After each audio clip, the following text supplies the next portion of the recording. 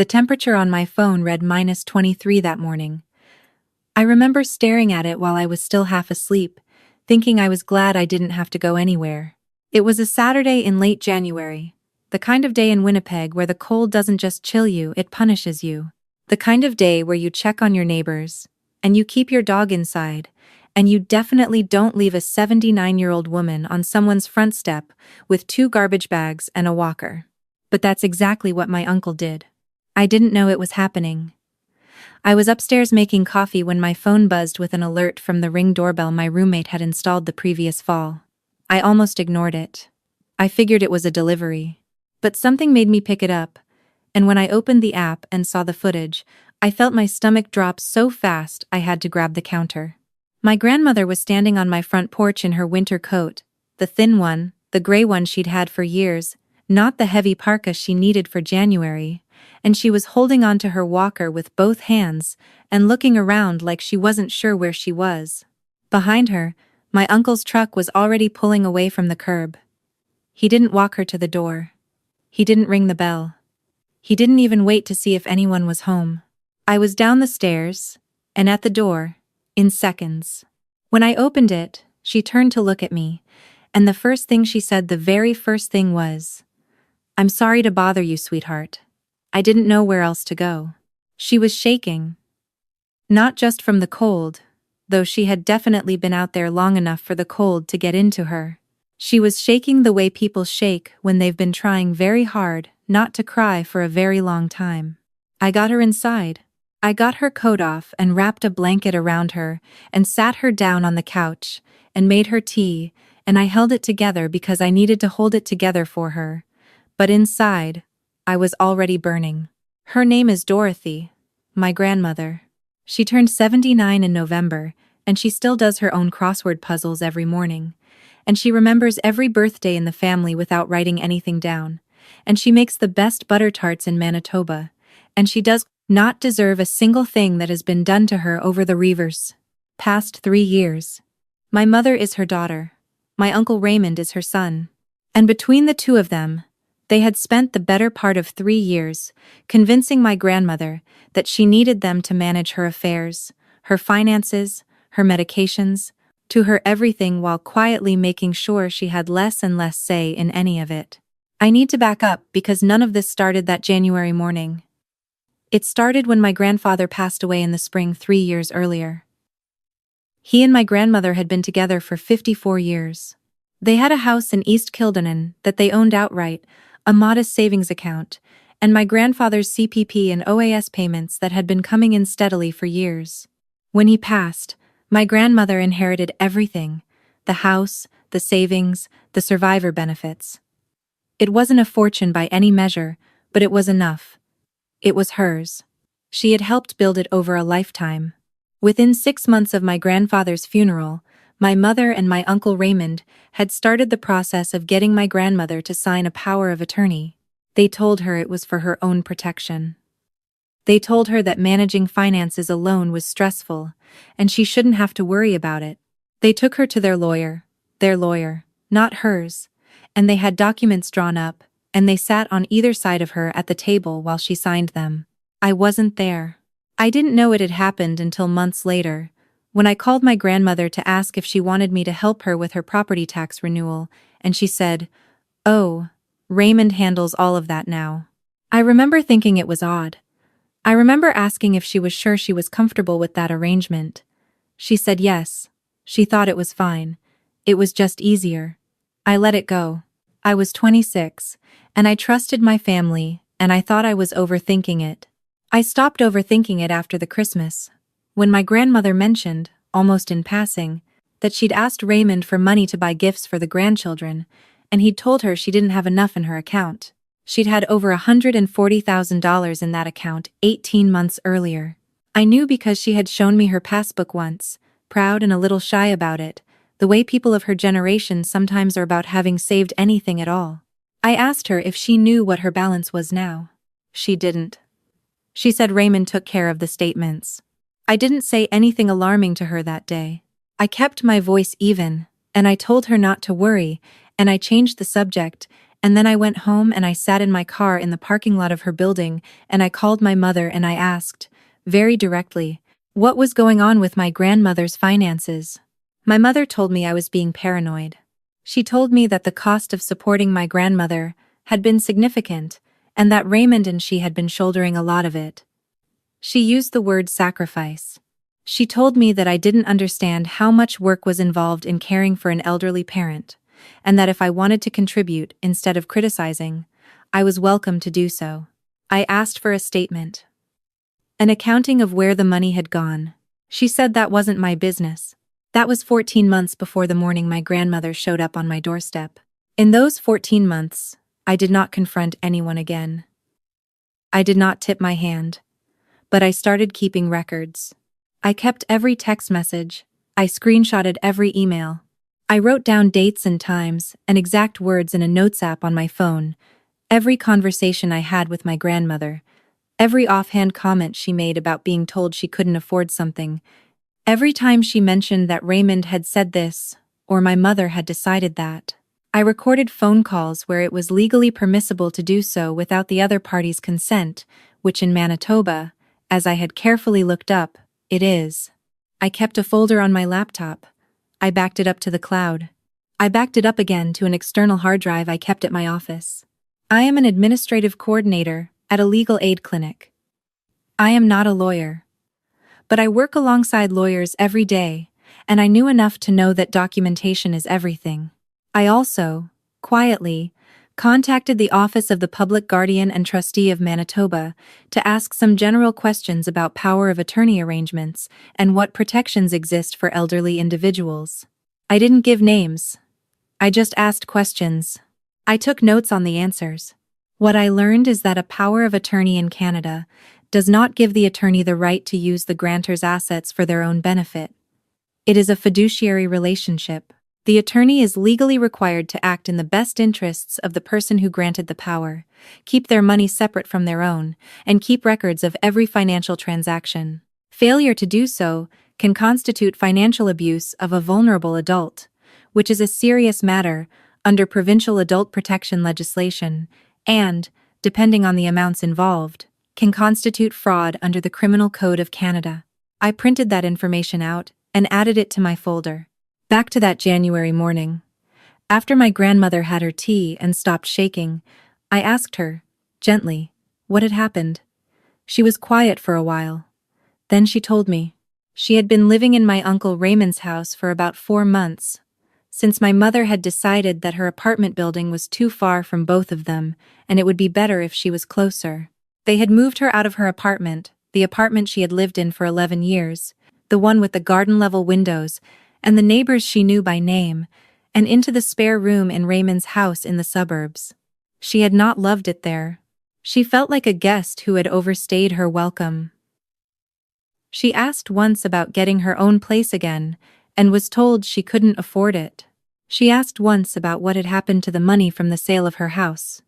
Yes, by that point her house had been sold, the house my grandparents had owned for decades, and she had been told the proceeds had gone into an account to cover her care, and Raymond had gotten very quiet and told her not to worry about it.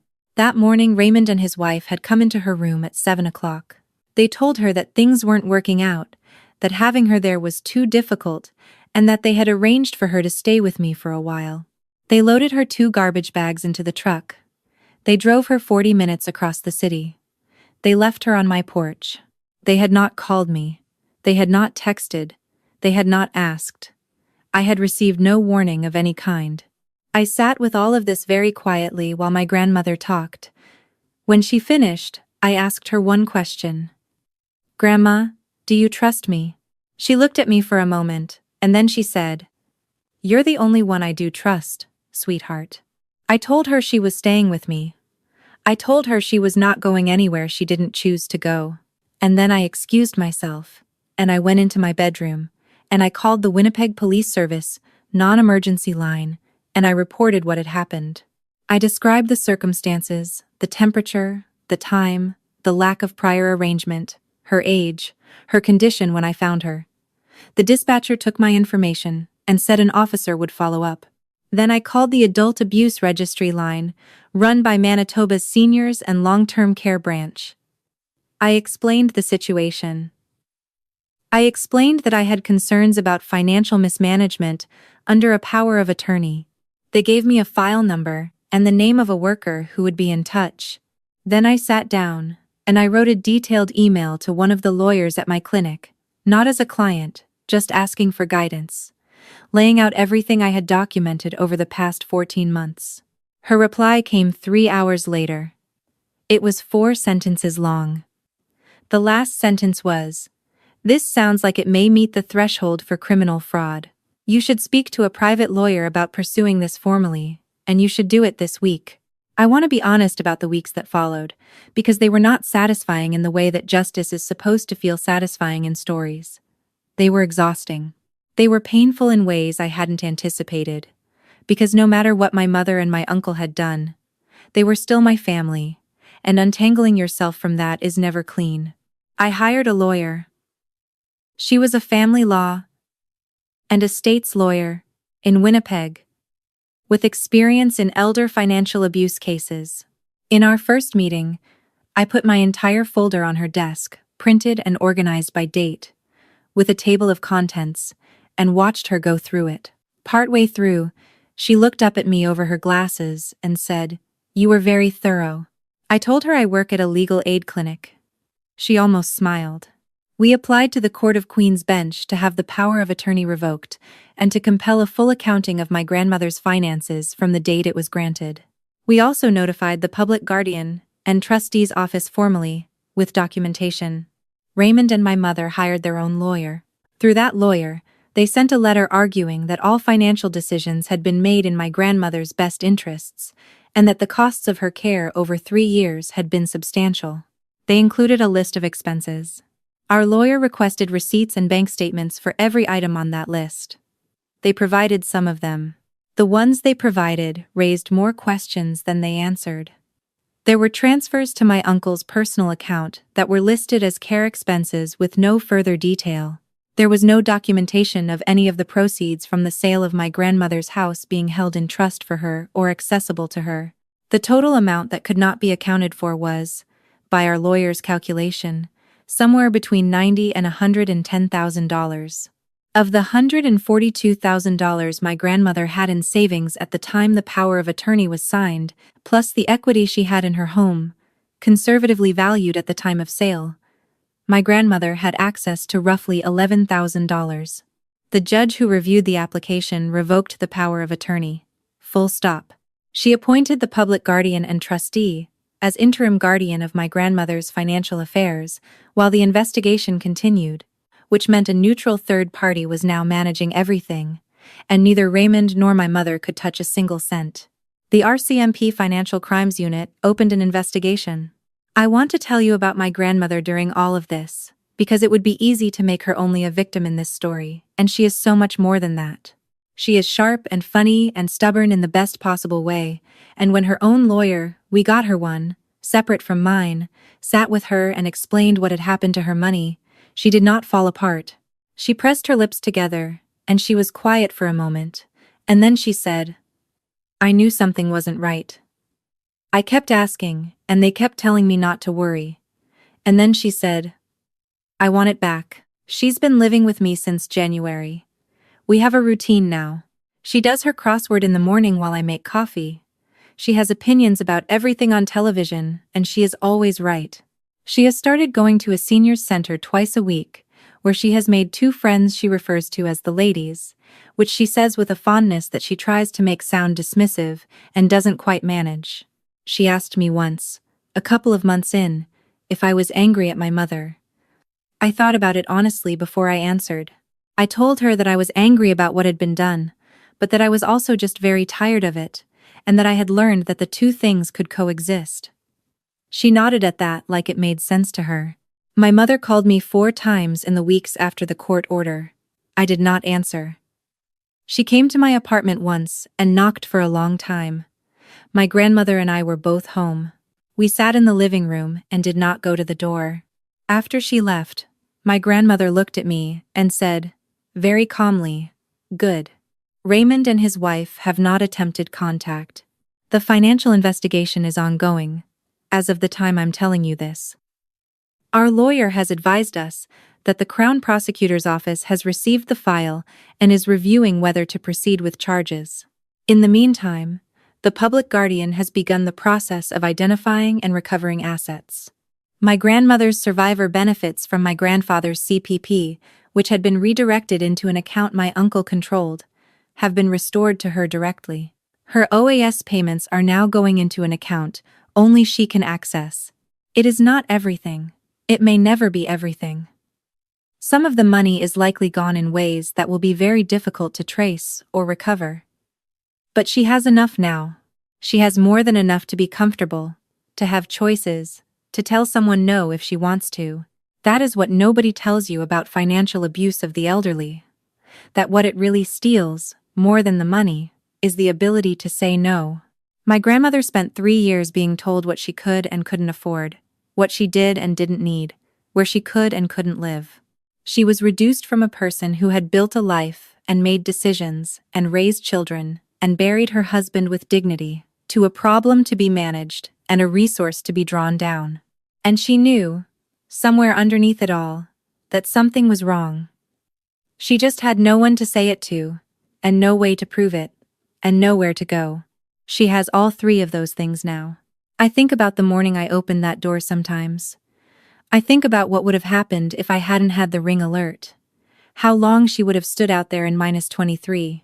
Whether a neighbor would have eventually noticed. Whether she would have tried to walk somewhere. I think about the fact that my uncle drove away without looking back, and what that says about what he had decided she was worth. And then I think about her sitting across from me at my kitchen table in the morning with her crossword and her tea. And the way she laughs when the dog tries to steal her toast, and the way she said I want it back. Not just the money, but herself, her life, the version of her that gets to decide things. She's getting it back, slowly and imperfectly and with a lot of paperwork. But she's getting it back. That's the part I want you to hold on to. Not the anger, though the anger is valid and I felt every bit of it and I don't apologize for it. But the part where one person decides that someone they love deserves better, and then does something about it, that part, I think, is worth telling.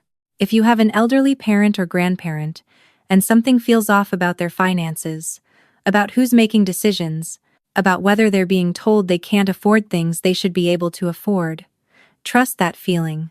Look into it.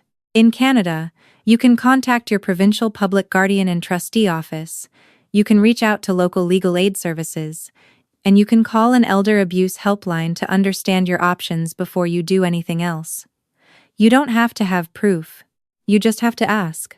My grandmother asked me once why I had kept all those records for over a year, without saying anything to anyone.